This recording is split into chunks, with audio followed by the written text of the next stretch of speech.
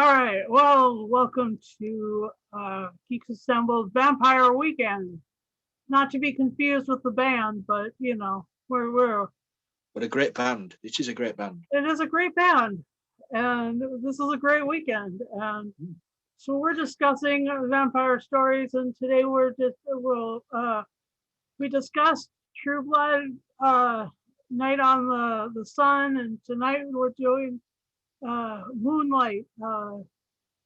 And the story is the 16th story of the first season, the only season. And it's called Sonata. It's basically, you know, a cliffhanger that they don't resolve because they don't resolve the show. But it's a great story, and it stars Sophia Miles has a huge role in this. She played Madame de Pompadour, Renette in the Girl in the Fireplace, with the 10th Doctor in Doctor Who. She's really cool, and it also has quick a quick scene with one of my favorite actors right now, a guy by the name of David Blue. He was in Stargate Universe with Robert Carlyle, and he's a great actor, and he does a Twitch stream that I'm privileged to sit in on and chat with him regularly. Um, he knows me as Susie Foreman, as do many, many, many people in this world. Okay, anyway, yeah, it takes place in Los Angeles, and it's got some strange lore, and yeah. So, what were your opening thoughts, Lee? Well, just like the last thing we discussed, True Blood, I've never seen this either. So I did a little bit of research on it, just to, you know, read up on it, and I discovered, as you just said, one season of 16 episodes. Yep. Apparently, this series suffered because of the Writers Guild strike of 2007. Yes. It came off the air and came back in 2008 with 4 more episodes after the writers' strike finished. But as I say, on the 16th final episode of the season was not renewed, was not picked up by any other network, and as you say, sort of a cliffhanger. Because you say you want to know who sent all those names. Yeah. At the end of the episode. I mean, they could have, yeah, which they did finish there. I mean, yeah, they finished there, and then you make up your own mind of what's going to happen. I suppose. It would have been good though to maybe one more season to see where this went. But back to the story. Yeah, vampires helping the police, or a private. Was she a policewoman or a private detective? I can't remember them. She worked for the DA, and he was a private detective. Yeah, so walking in daylight as well. Yeah, talk about that. Yeah, well, What was the strange things about the vampire lore that you saw in this episode? well, it's called Moonlight. Yeah. Then they were walking in daylight. I know. They did. I can't remember if there was the reflections in this. Just in like windows and things.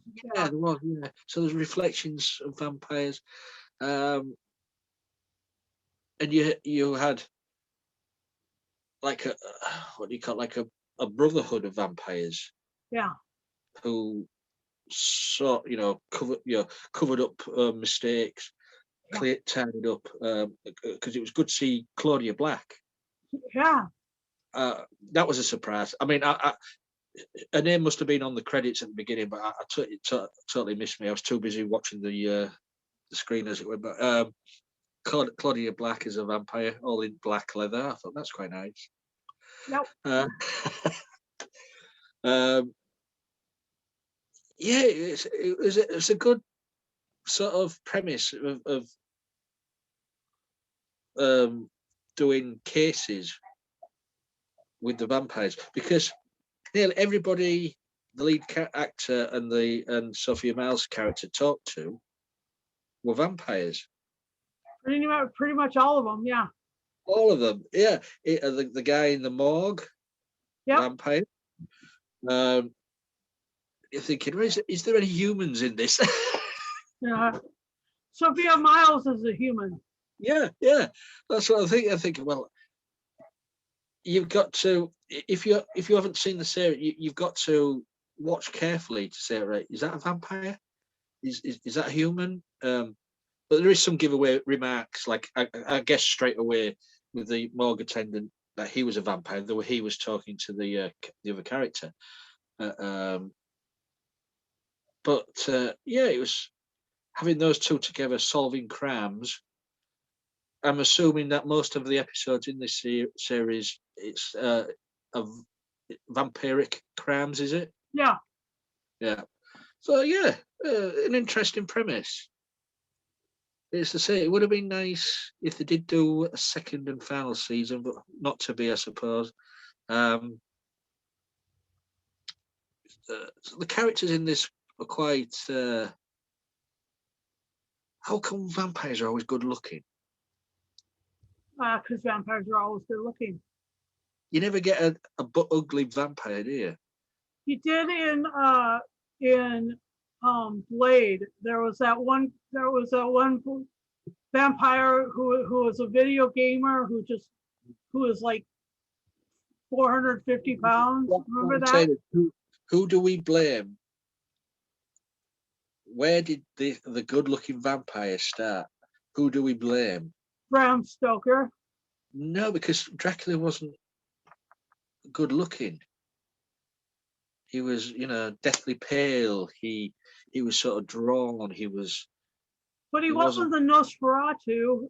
No, but he was more towards that version than he is towards. Okay. Is it? The 1979, like the Dracula from 1979 with Sylvester McCoy. Frank Langella. But do we blame Anne Rice? Do we blame? Oh, Anne Rice had a lot to do with it, probably. Yeah. Do we blame the Twilight books? Do we blame? or Charlene Harris? Yeah. Because these good-looking vampires started somewhere, and then it's become the norm now. Yeah. I'm not complaining. I'm just saying. Back in the day, you had Nosferatu and Dracula, and now you've just got Greek Adonises as vampires and vixens as vampires. You know what I mean? But hey ho. Yeah, that's true. See, that's a really interesting place to start. I mean, we got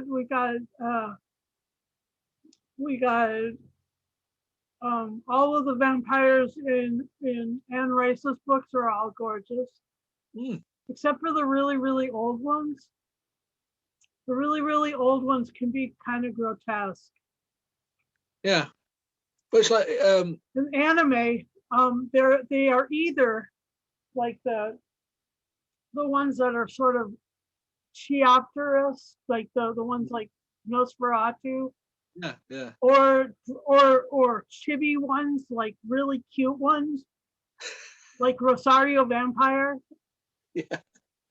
And Vampire Night, it's like that academy for vampires that they have day school for humans and then night school for vampires. It's just one of these things. More and more, when you watch vampire TV series or movie, it's become the norm that you've got to be good looking to be a vampire.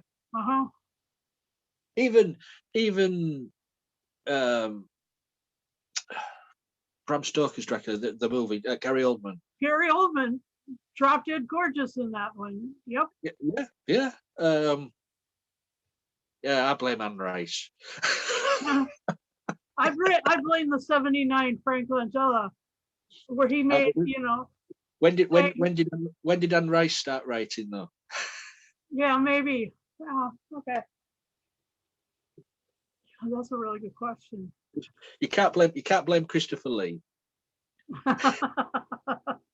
He was suave, Or but I Peter wouldn't say Cushing. No, no. yeah, he was suave, but he wasn't. I wouldn't say he was a good-looking vampire. Anyway, back to the episode. Really. Yeah, Oh, could have been those French ones by Genoa. Yeah, yeah.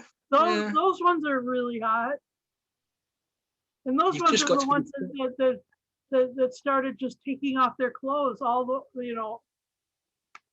I suppose you've got to be, instead of a prowler and a prowler at night, you're just going out and getting blood. Now you've got to be sexy and seduce. Yeah. Nobody's just gonna get randomly mod on, right? Yeah. Yeah. Anyway, back to the episode.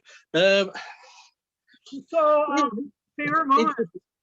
interesting story of police work and vampires, because I don't think I've ever seen or heard of anything like that on TV or in movies, that you had a vampire and a policewoman working together. Yeah. So that's a first for me, and it worked okay. You had the circle of his friends, which were mainly all vampires, apart from one human woman who just likes her blood to be drunk. Mm-hmm. Uh, She was the lawyer. yeah. It's usually the other way around, right? The lawyers are drinking the blood of the. um, and I did like the vampire justice. That to me harked back to the old sort of ways of the vampire law. Yeah. You've got to live, but not live, because if you're a vampire, you're not alive, are you? But you've got to live by the law of the vampire code. Yeah. Um, You can't be outing vampires. um, which was a good way. That was how the dished out justice there at the end was really good, and also quite heartwarming as well, that those two vampires would go together. They Yeah. wouldn't want to be apart. So that was quite an interesting insight into their relationship.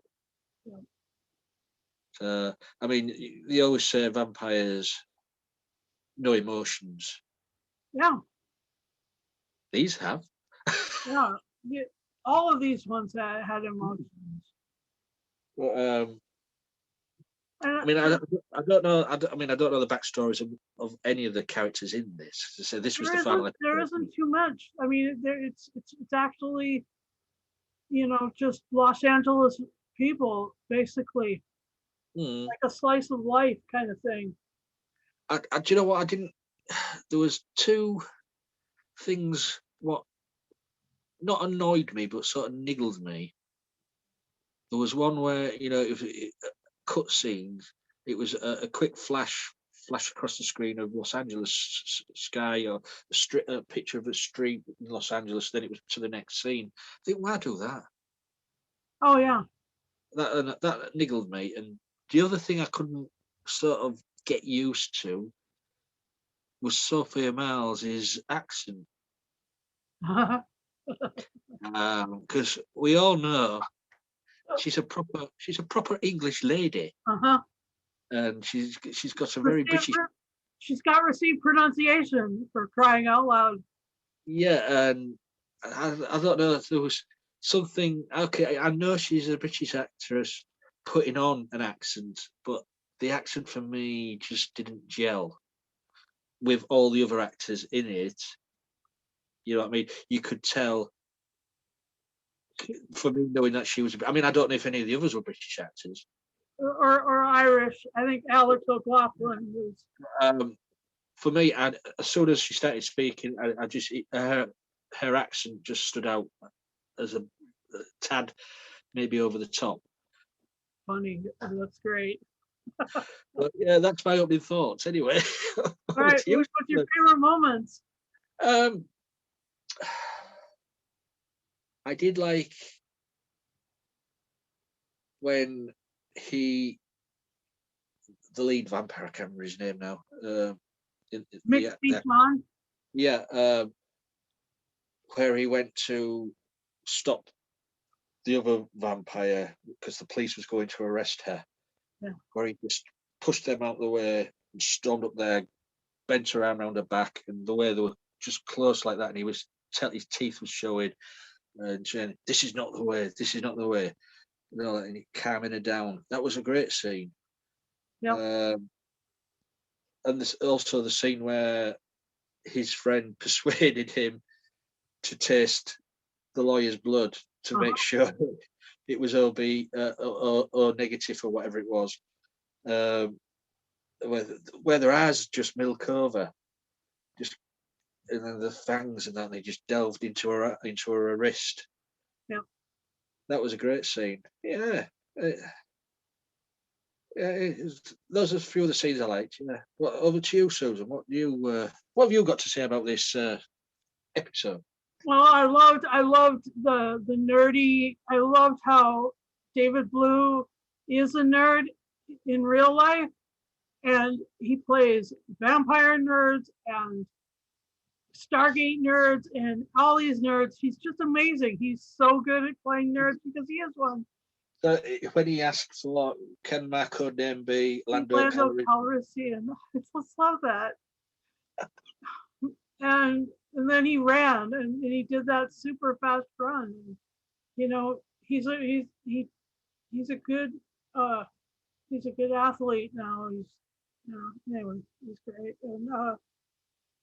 And I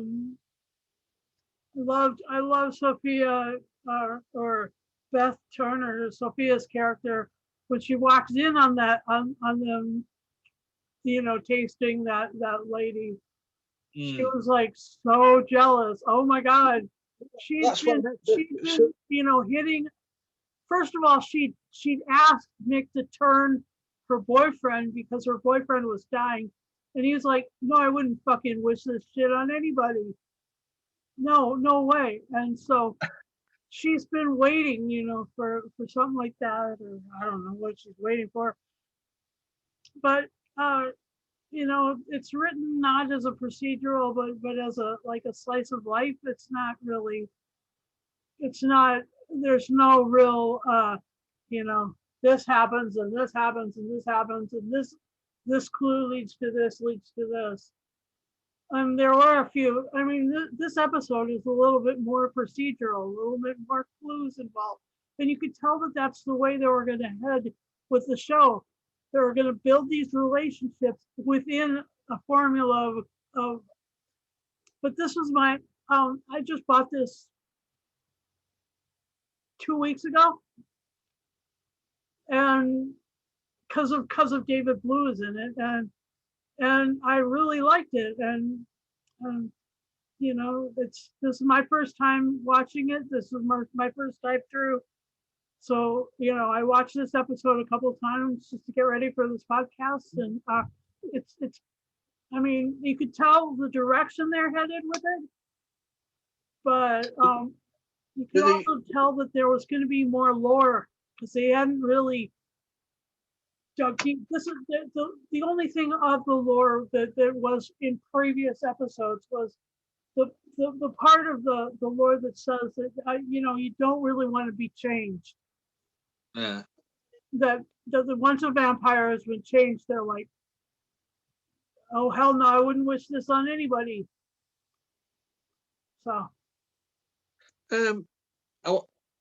Seeing as I mean, you might not even know, but seeing as this was only one season, have the fans sort of carried on their story in fan fiction or graphic novels, or I don't know yet. I really don't. because some TV series they do, don't they? They carry on. It's ended. We'll carry on. Firefly and stuff like that. Yeah, because I can see that. I could see it working that way. yeah. Me But too. I've never. I couldn't see anything online about that. Yeah. I didn't. That's a really good question. It's a really good question.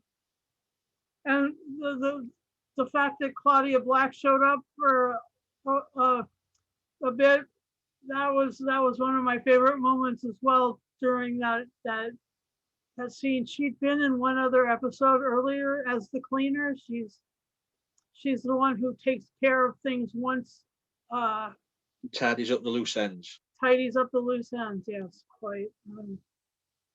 So that was fun, and then the connection with the William Randolph Hearst was fun. You know, the way the guy was had the college was called Hearst College, and then Joseph Caston, played by Jason Dohring. I've never even heard of him, but he's a really good actor. And he apparently, Joseph, the character, knew William Randolph Hearst, so that's fun. I like anything that has to do with him. I just watched Mank, and of course, I love the show that we reviewed a while ago called The Cat's Meow, the one with Eddie Izzard in it as Charlie Chaplin. Did we review that? Oh, anyway, I wanted to. Even if we didn't, we did.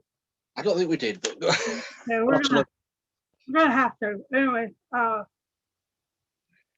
yeah. So it was a good cast, and it was a good show, and and the lore was that people didn't want to be, that once a vampire had been, once the human had died and become a vampire, they weren't happy with the fact that they were a vampire. Unlike, you know, all these other shows that are like, you know, change me. I want to be gorgeous. I want to be beautiful, you know, forever. Yeah. So, let's see. Is there anything else that you wanted to talk about with us? No, it's just a shame that it ended as it did. No fault of their own, of course. You know, it was an interesting premise for a show. Yeah. Would it have lasted 7 seasons like other vampire shows like True Blood? I don't think it would have done. If it had carried on, it might have done 3 seasons. Yep. But because you say you can do anything with a crime TV series. Yeah. So, yeah. Literally, there's everything under the sun that you can investigate. Yeah. It's it's a shame because I don't think many people know about this. Because I don't think, I mean, I could be wrong, but I don't think it's aired in the UK. I don't know if it has. If it has, it was on a channel late at night somewhere. But I don't know if many people knew about it in the US. Alex knew about it, but Alex actually had some of the episodes, you know, on his computer. But yeah, without knowing David Blue, I wouldn't have had any sort of connection to this at all, even though it's a good vampire story. Yeah, it was an interesting thing. Yeah, I enjoyed it. As I say, it was only 45 minutes long. Yeah. You know, you didn't have to sit down for over 2 hours to watch anything like this. It was just one contained story. and there was a good car chase in it, so that was fun. Yeah, yeah. So yeah, I think that's all I can say on this one. Okay. What would you give this out of 10? What's your final say? Uh, seeing as it's one episode, I haven't seen anything else of it. Couple of niggle. What should I give it? I'll give it a 7.5. Yeah. It could have been an 8. It could have been an 8, but just certain little niggles with me. But 7.5, still a good score from me. Yeah. That is a good score because I I didn't think that you would score it as high as you did True Blood, so and you didn't, and that made sense. And um, and the other thing was is that it was still a good story, and I'm really glad that we reviewed this, and you can tag Sophia Miles and just let her know that we're all doing her Moonlight series, and we After I said her accent was. well, yep. Anyway, I'm gonna tag David, and I'm really glad that I found this and we've watched it. Why? I'd give it a 9 out of 10. I mean, for me, it's pretty good stuff. It's got great vampires and the fact that it's set in Los Angeles, which you know, the only other things that are set in California are those Lost Boys stories. Yeah. All the other ones are set in in the East or in Eastern Europe, for crying out loud, or in London, of course. Of course. Or the French ones are set in the north of France. Anyway, Yeah. lots of cool vampire stories. Um, Thank you for watching our Vampire Weekend. I'd like to thank Lee for joining me, and I'd like to ask that you subscribe to our channel because we are doing a lot of these things. And if we haven't done what you want, we'll do it if you ask us to. And if you have the gumption to do some podcasting with us, all you got to do is be undead, be 18 or over, have a mic and a camera, and be willing to meet us on Zoom. And that's pretty much like it. And yeah, give us a like if you like this video, and when you subscribe to our channel, hit the notification bell wherever it is right beside the subscribe button, and you can hit that, and you'll know what we put out. We put out so to speak, every week. We've got some podcasts every week, and so I'd just like to thank you for watching, and please don't drink your friends. And Don't drink and drive. don't tell the police who the vampires are. Yeah, that's true.